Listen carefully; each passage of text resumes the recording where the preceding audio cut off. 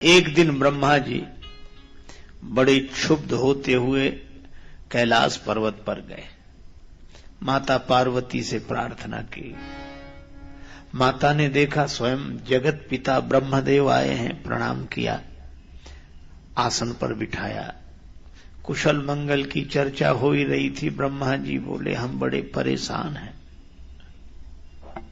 परेशान क्यों और किससे? ब्रह्मा जी ने कहा, ये शंकर भगवान से हम बड़े परेशान। क्यों? ये बड़े दानी हैं। तो कहा बने रहने तो तुम्हें क्या परेशानी? ब्रह्मा जी ने कहा परेशानी है, दानी बड़ो दिन देत, प्रत्येक दिन कुछ न कुछ देते रहते हैं, पर दिन देत दये बिनु, जिनको हमने नहीं दिया उन्हें ये दे देते हैं।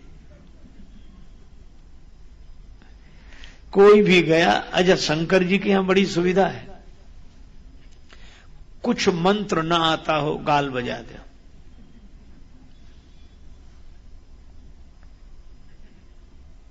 गाल बजाने से ही प्रसन्न। अच्छा जो प्रसाद कोई ना स्वीकार करे वो शंकर जी को, आक धतूरा जो चढ़ाना हो। अच्छा और इतने ऑर्डर दानी द्रवत पुनित हो रहे, बड़ी जल्दी प्रसन्न हो जाते हैं। एक बार शिवरात्रि का पर्व, सभी लोग जाग रहे थे, तो चोर ने कहा हमारे लिए तो बड़ी समस्या, दूसरे किसी गांव में जाने लगा। रास्ते में एक मंदिर मिला, सोचा विश्राम कर लें। 2 क्षण के लिए बैठ गया, मंदिर भी उसे मिला तो शंकर भगवान का। अब मंदिर में भी क्या मिले, चारों तरफ खंभे, ऊपर छत, बीच में शिवलिंग। अब ये कहे कि मंदिर भी मिला तो तुम्हारा मिला, न प्रसाद, आंख धतूर कोई चढ़ा गया था। अब राम जी का मंदिर मिला होता तो कुछ वस्त्र मिल जाते, मुकुट मिल जाता, धनुष बाण मिल जाता। श्री कृष्ण भगवान का मंदिर होता तो कुछ मुरली मिलती, कुछ न कुछ तो मिलता, पर शंकर जी के यहां तो कुछ नहीं। तो कहा वाह महाराज, मंदिर भी मिला तो आपका, चलो जो भगवान की इच्छा है। उसने ऐसे ऊपर देखा तो घंटा लटकता हुआ दिखाई दिया। अरे बोले वाह वाह वाह, तुम्हारे यहां भी कुछ ना कुछ तो मिल ही गया। अब उसने सोचा कि ये घंटा उतार ले, अब बहुत हाथ पहुंचाए तो हाथ ही ना पहुंचे। तो अंत में उसने निश्चय किया, शिवलिंग पर खड़ा हो गया और घंटा उतारने लगा। पर जैसे ही वह शिवलिंग पर खड़ा हुआ, वैसे ही आवाज आई, वरदान मांगो, हम तुमसे बहुत प्रसन्न हैं। वो घबरा गया कि कौन वरदान दे रहा है।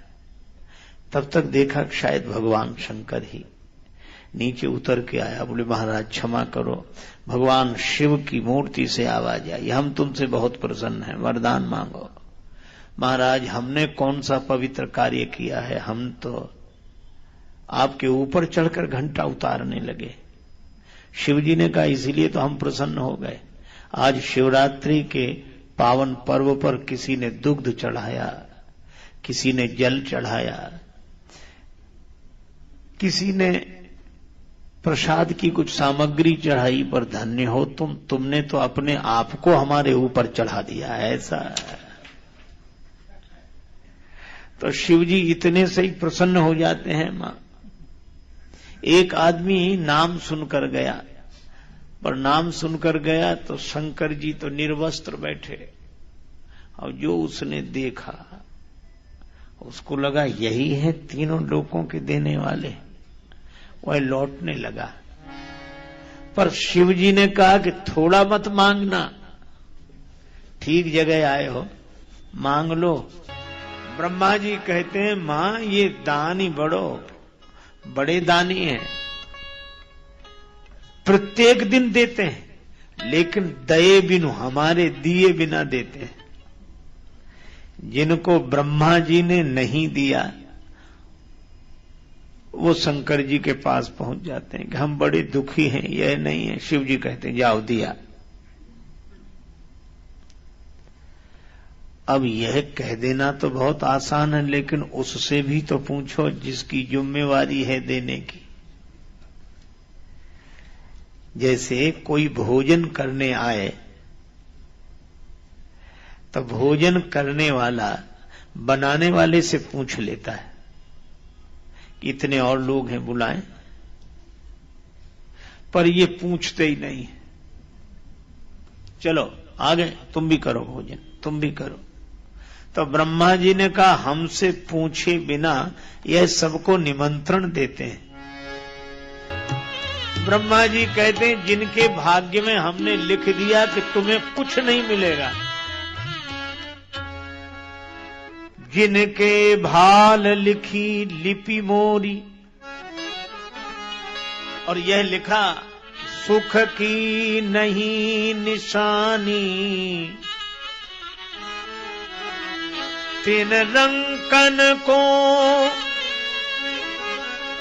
नाक संवारत, हो आयो नकबानी,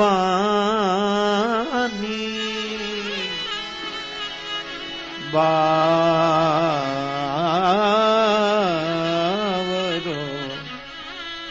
रावरो ना भवान। जिनके भाग्य में मैंने लिख दिया तुम्हें सुख नहीं मिलेगा, उन रंकों के लिए अलग से व्यवस्था करनी पड़ती है। वो पहुंच जाते हैं भगवान शंकर के पास, और भगवान शंकर ऐसे उदार जाओ दिया, जिसे विधाता ने ना दिया उसे ताज पहना दिया, ना दिया सवार ने।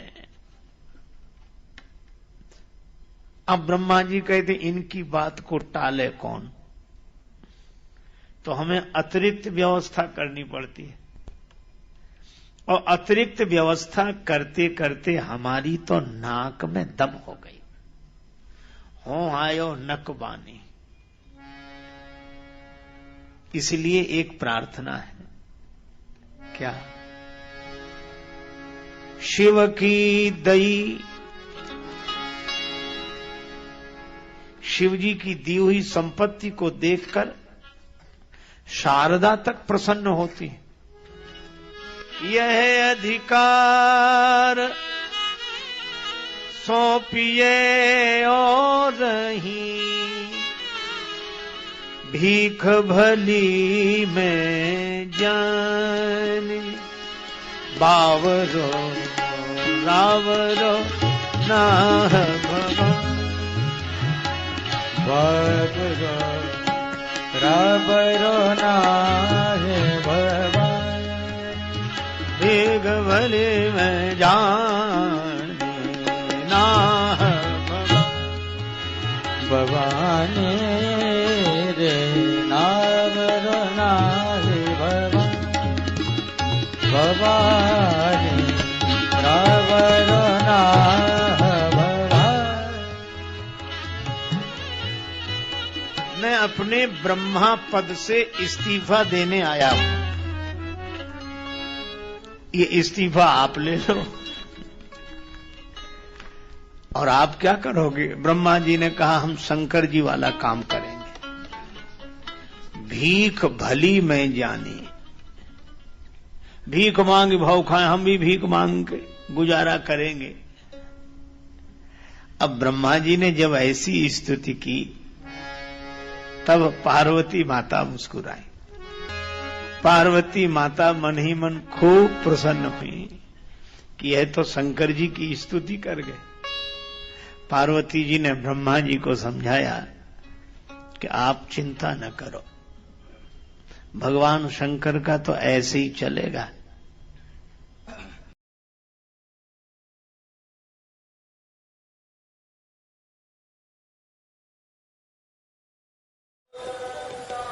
एक सज्जन बोले प्रताप भानु में इतनी योग्यता थी, फिर भी उसे रावण बनाया। रावण तो हमने कहा इसमें परेशानी, बोले परेशानी की तो बात ही है, इतना योग्य व्यक्ति और रावण बना। हमने कहा आज भी श्री रामलीला होती है तो रावण योग्य कोई बनाया जाता है कि चाहे जिसको बना दिया जाता है? आज भी रामलीला हो तो रावण किसी योग्य कोई तो बनाया जाएगा, और दिखने में ही रावण दिखे और योग्यता ना हो। मैंने सुनी थी कि किसी गांव में श्री रामलीला थी, रावण का अभिनय करने वाला पात्र बीमार हो गया, उसे शहर में ले गए, बने कौन का कोई एक बैठ जाए मुकुट लगा कि आज का काम चलाना है। सो एक मिठाई बेचने वाला हलवाई था, बुद्धू, मोटा ताजा। गांव वालों ने कहा बड़ा योग्य है पर अपनी अभिनय की कला को छिपा के रखता, आप तो पीछे पड़ जाना। वो बेचारा बुद्धू नाम इसलिए रखा था, बहुत सरल आदमी। रामलीला कमेटी वाले कहे कि हमारी लाज रख लो। बुद्धू बोला मिठाई बेचते हैं कि लाज रखते हैं? भैया तुम रावण बन जाओ। बोला हमें कुछ नहीं आता। बोले यही तो आपकी महानता है कि छिपा के रखते हैं आप अपनी कला। अब वो बहुत मना करे, बोले नहीं नहीं नहीं नहीं। फिर बुद्धू कैसा जो मान ना जाए। बोले अच्छा कहना क्या? बोले कुछ नहीं कहना, आप तो योग्य हो, आप इतना ही कहना कि मैं दशानन हूं, मैं लंकापति हूं, बस। बुद्धू मान गए। दिन भर यही रटे हो, लोग मिठाई खरीदने आए, मैं लंकापति हूं, मैं दशानन हूं। लोगों का क्या हो गया इस बुद्धू को? रात्रि को जब स्टेज पे मंच में मुकुट लगा के बिठाया बुद्धू, तो उसका शरीर तो ऐसा लगे कि सचमुच बड़ा। पर लीला मंडली में जो अंगद जी बने थे, विनोदी स्वभाव को, उनको पता था, तो उन्होंने और कोई पाठ तो दिया नहीं। अंगद जी जैसे ही सामने आए तो और तो कुछ कहा नहीं, यही कहा कि बता तेरा क्या नाम? मूर्ख बता दे बेगी का है तिहारो नाम, पूछो चाहत अंगद श्री राम को सहाई हो। सो घबरा गया और एक ही सांस में बोल के मैं लंकापति हूं, मैं दशानन हूं। जाको भय माने राजेश देश देशन के, सोई 10 शीश नहीं करत बड़ाई हो।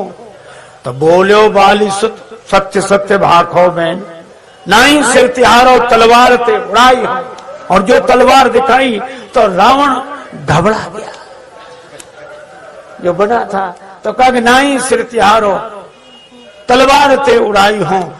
तो घबरा के बोला माफ करो अंगद जी, मारो मत, रावण नहीं गंगा की दुहाई में बुद्धू हलवाई।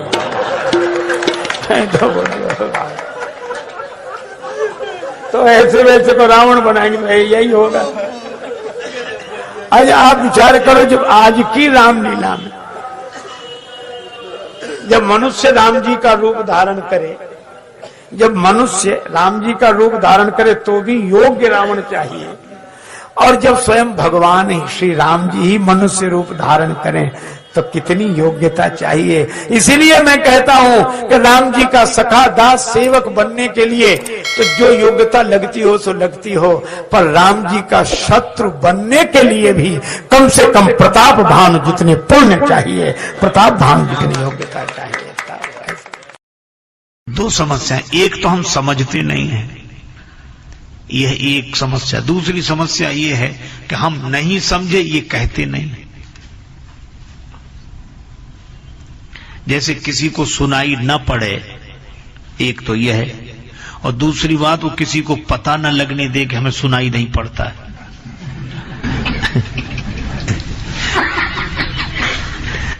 वो समझता है किसी को पता नहीं पड़ रहा, पर पता तो लग ही जाता है। एक आदमी को नहीं सुनाई पड़ता था पर वो किसी को पता नहीं लगने देता, थोड़ा थोड़ा सुनता था। उसका मित्र बीमार था, चला गया। घर वालों ने कहा कि साथ ले जाओ किसी को। अरे बोले सब जगह बदनामी करानी है कि हमको सुनाई नहीं पड़ता है, इतना तो हम सुन लेते हैं कि काम चल जाएगा। गया, मित्र से पूछा कहो तबीयत कैसी है?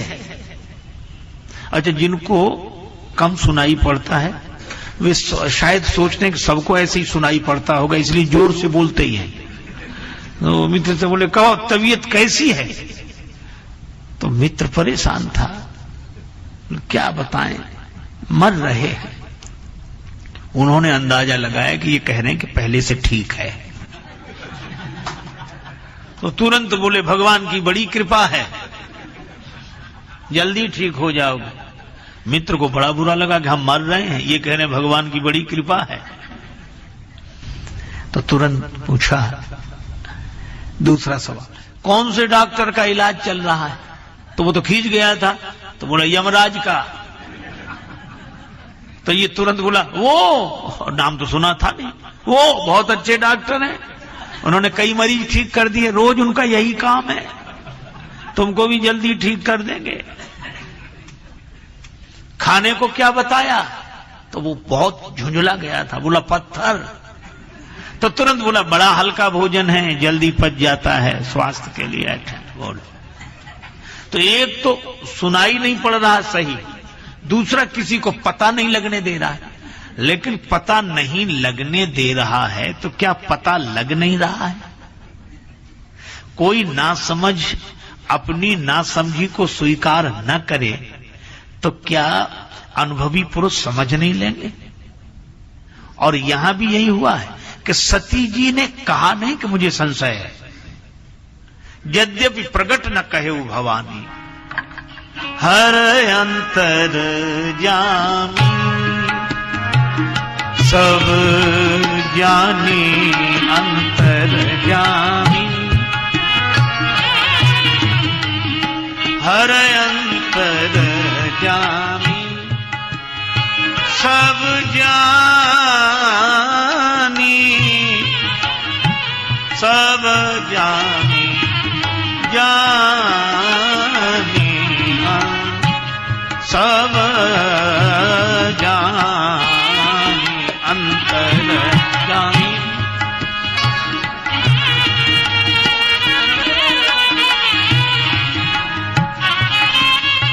हर अंतर जामी सब जानी